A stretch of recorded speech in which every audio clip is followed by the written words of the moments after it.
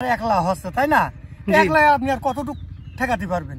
তাই 10 জনও যদি ঠিক মতো হয়ে যায়, ওপর আল্লাহর ইচ্ছায় আরও তো 20 জন বসে খাতে পারবে। তো কিন্তু দেখা গেল সবাই মায়ের কাছে, তো কত কুলবি সমস্যা দাঁড়িয়ে যাচ্ছে এখানে আর কি। এখন এখানে আমরা অনেক লোক অনেক কথা বলি, সরকার হ্যান ত্যান স্বার্থ, এটা তো আমাদের ভুল। কারণ তো আসলে আল্লাহ দেশে মায় হচ্ছে না, তো সরকার কি করবে বোঝেন না? এখন আসলে বন্যা তো আর সরকার রক্ষা করতে এটা রক্ষা করতে পারে?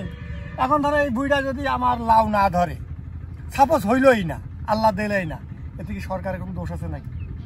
আচ্ছা কাকা, লাউ গাছের এই যে ডুগার মধ্যে আসলে কি কি অসুস্থ, মানে কি কি রোগ হয়? রোগ এমন কিছুই হয় না, একটা ভাইরাস আছে, ওই ভাইরাসটা যদি না লাগে, যদি গাছের গোড়ার থেকে কথা বললেন, ওটা যদি পুরান ঠিক মতো ওষুধ দেওয়া হয় তাহলে আর সমস্যা হয় না। আর দ্বিতীয় কথা, এই যে আপনার জালিগুলো নষ্ট হয়ে যাচ্ছে না, এর আপনার ওই ধম আছে, ওই মাদলি সিস্টেম করা বুঝলেন, ওই ধম বেঁধে দিলে একরকম একটা পোকা আছে আপনার মৌমাছির মতো, ওই হুল ঢুকে দেয়, দিলে সেই জালিটা নষ্ট হয়ে যায়। আর ওই ধম বাঁধলে ওই পোকাটা আপনার ওই ধমে পড়ে, তখন আল্লাহর মধ্যে দেখা যায় যে নষ্ট হয় না। তা আমি কটা ধম বাঁধবো আর কি। আল্লাহ আজকে তো কম দেখেছে, এই কদিন তো মানে লাউ দেখলে আপনার মাথায় কাজ করতে পারে, আল্লাহ তো লাউ দিল।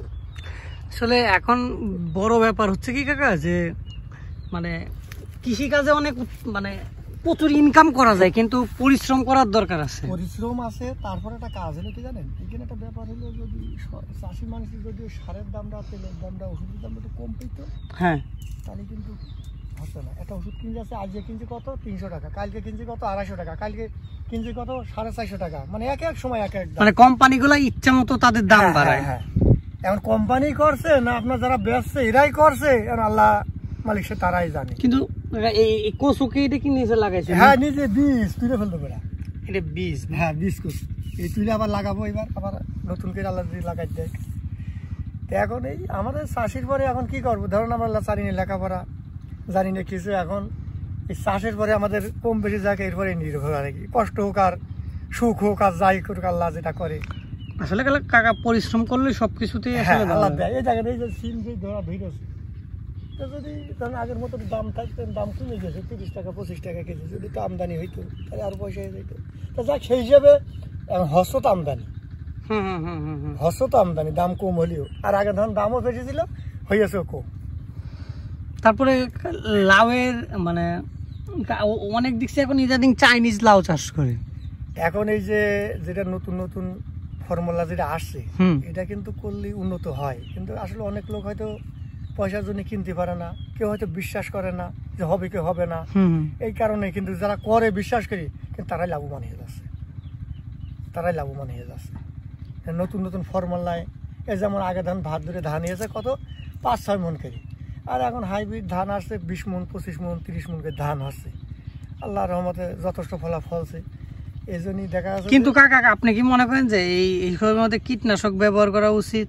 হ্যাঁ হ্যাঁ হ্যাঁ, কীটনাশক আমি যেমন এই যে অন্য অন্য ওষুধ দিয়ে ভুল করেছে, কীটনাশক এই যে দুধুর কাছ থেকে নিই, তো আল্লাহর রহমতে যাই হোক দিয়েছে ওপরে আল্লাহ, কিন্তু ওষুধের মধ্যে একটু গোলমেলে আছে।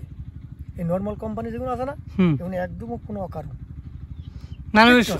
সস্তায় বেচতে, মানে নকল জিনিসপত্র, চাইরানার কাজও হচ্ছে না। কিন্তু দেখা যাচ্ছে যে দুধুর কাছ থেকে তারিখে ওষুধ নিয়ে এসে ভলিউম নিয়ে এলাম, আরও কী কী ওষুধ দিলে, দেওয়ার পরে আল্লাহর রহমতে যাই হোক ফুলজালি দাঁড়িয়ে গেল, হয়েও গেল, কিন্তু দাম তো বেশি। কথাটা বোঝেন না? একটা ভলিউমের বোতল দাম একটু দাম 300 টাকা, আচ্ছা কয় মুটকি 5 মুটকি না কয় মুটকি ওষুধ, একদিন পর একদিন ওষুধ দিলেই শেষ, সমস্যা দাঁড়িয়ে গেছে এইখানে আর কি, এই আর কি। তার মানে পরিশ্রম করলে ভালো কিছু হবে। হ্যাঁ, পরিশ্রম করলে আল্লাহ দেয়, তবে এখন আবাদে খরচ করতে হবে প্রচুর আকারে।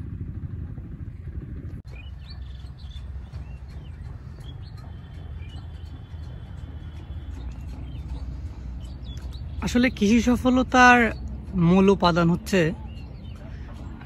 আধুনিক কৃষি স্বনির্ভরতা এবং নিজেকে স্বনির্ভর করে গড়ে তোলা।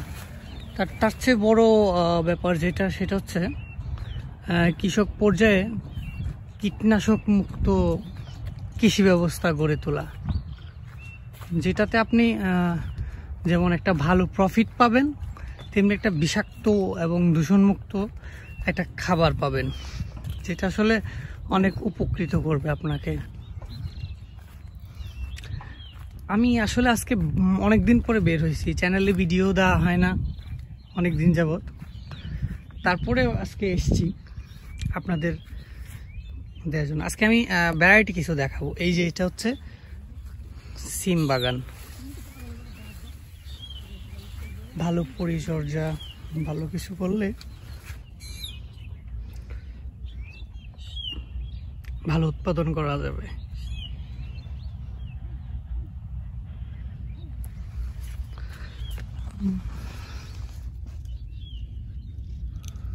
এটা হচ্ছে নিচতলা, নিচে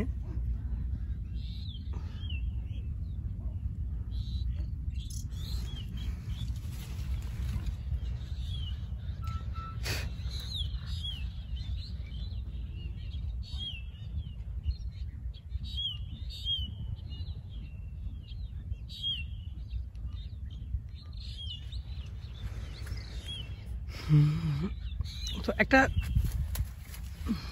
কৃষি খামার করতে বা কৃষি পরিচর্যা করতে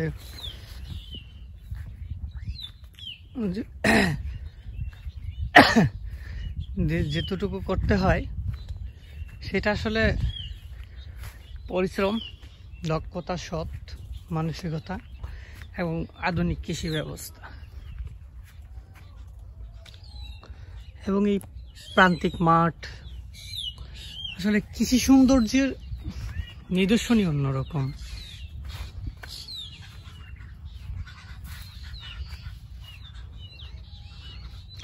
এটা হচ্ছে কলাই, মাসকলাই।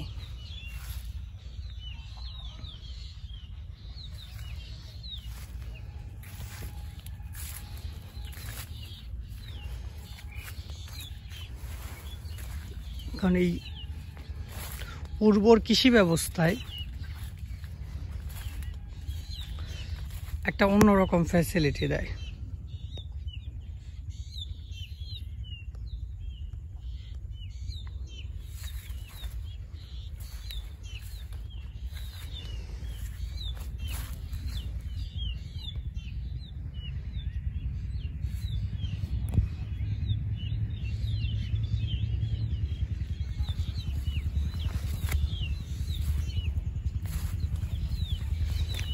কারণ একই মাঠে অনেক আবাদ হয়, অনেকে অনেক কারণে ফোন করে অনেক কিছু জানতে চায়।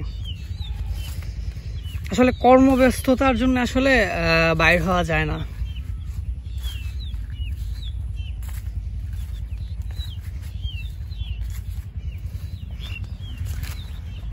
লাউ বাগানে ঢুকি।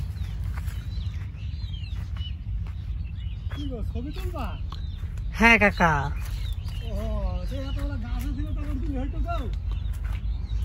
ওই সামনে তুলো, গাছে ছিল। কত বাড়ি কোন জায়গায় হবে? আমার কাকা এখানে আমি চাকরি করি, মানে ভালো এই মিটার ফ্যাক্টরি। ও আচ্ছা আচ্ছা, যাক। এখানে কাকা আসছি আসলে। দেখো দিন কাকা এই লাউ কত করে কাকা? এই 30 টাকা পিস। এই যখন ঠিক করতে এলাম, কালকে রাত বাবু 8টা চুরি করে নিয়ে গেছে। চুরি করে নিয়ে গেছে না? 8টা নিয়ে গেছে, এই সিম নিয়ে গেছে, ওই লোকের 3টে নিয়ে গেছে, 2 কেজি নিয়ে গেছে। তো এখন যে আবার বইলে আসলাম, বল এখন দিয়ে যাও। মানে একটা এইগুলো আসলে মানুষ আসলে না না বাবু, আমার কথা হলো খাওয়ার হিসেব আলাদা। হ্যাঁ হ্যাঁ, এটা মানুষ খাক। এই যে চুরি করে নিয়ে গেলি, এটা তো কতদিন চলবে? আর ধরা বললি এই কাজটা কি, উত্তরটা কি দিবি বলেন? আচ্ছা কাকা, লাউয়ের বাজার এখন কেমন? বাজার বর্তমান এরা পরে আমাদের কাছে নিয়ে দেখা 40 টাকা 45 টাকা পিস বেচবে। কথাটা বলেন না? আর কাকা ওই লাউ বাগানে খুব খরচ কেমন? না, খরচ লাউর মতো শর্টকাট আবাদ নেই, খুব শর্টকাট আবাদে লাউ। আপনার যদি এই যে আমি যে বান শর্টকাটে দিয়েছি, কথা বুঝেছেন? এইরকম বান লাউ লাগিয়ে নিয়ে এইরকম দূরত্ব লাগাইতে হবে। এই লাগিয়ে নিয়ে আপনার এই বাঁশের আড়া দিতে হবে। এই আড়া দিয়ে আপনার জাল কিনতে পাওয়া যাচ্ছে এখন, এই নেট জাল, খোপ খোপলা। ওই জাল ওপরে টাইঙে দেবেন, আরাম করে টাইঙে দিয়ে দেবেন। ওই কোলে আর ওই কোলে বাঁশে বেঁধে দেবেন, থাকলে এবার লাউ গাছ উপর উঠে গেল। একদম শর্টকাটে খরচ। আবার এই যে যেই ধরা ধৈর্যছি, আল্লাহ যদি এরম দেয়, ধৈর্য যদি যায়, জাত ভালো হয়, প্রচুর লাভ। 30 টাকা পিস একটা বেচা মানাটা কি বিশাল ব্যাপার না? তারপরে আর অল্প বলে তো আমার এখন ব্যাপারই ধরেন হয়তো 1 কার্টন হচ্ছে না, কিন্তু আপনার তো বুঝতে ব্যাপারই চলে আসবে কার্টনওয়ালারা। মানে এখন মানে গাছগুলো এখন পর্যন্ত গজাচ্ছে না? হ্যাঁ এখন গজাচ্ছে। আল্লাহর মতে ধরেন এটা হলো কার্তিক অগ্রহণ মাস, অগ্রহণ মাস, পৌষ মাস, মাঘ মাস পর্যন্ত হবে না এই লাউ? হ্যাঁ হয়েই যাবে। আচ্ছা কাকা, বৃষ্টি আসলে কি কোনো সমস্যা হবে শীত টাইমে লাউয়ের? না না না, বৃষ্টি আসলে সমস্যা নেই, তবে যদি আপনার গড়ান ভুই হয়, হ্যাঁ বললেন পানি তো চলেই গেল, পানি কেটে দেবেন। আর যদি দেখা গেল দোয়াল ভুই হয়, ওই বেড করে দিলেন। যেমন ধরেন এই যে মাঝখানে বেড আছে তাই না, এই মাঝখানে যদি একটা বেড থাকে, ওগুলো একটু উঁচু থাকে, তাহলে পানি সব বেরিয়ে চলে গেল। কথাটা বুঝলেন? আচ্ছা এই লাউয়ের কি কি জাত কাকা আছে? লাউ সব থেকে আপনার কার্টনটা হলো ময়নার, এই ময়না লাউটা বলছি, এই কার্টন হইলো আপনার, এই কার্টন লাউ আলাদা আছে, সেটা ছোট সাইজ, বুঝলেন? ওই লাউটা ভালো কার্টনের জন্য। আর এটাও ভালো, এটার ধরন একটু বেশি, তবে এই আমাদের এলাকায় চলে বেশি এটা, আর ওটা একটু আমাদের এলাকায় কার্টনে চলে যায়। দেশের কাকা যে পরিস্থিতি এখন, তো মনে করেন যে আসলে এখন দেশে কিন্তু প্রচুর পরিমাণে অভাব চলতেছে। অভাব, আসলে অভাব চলছে।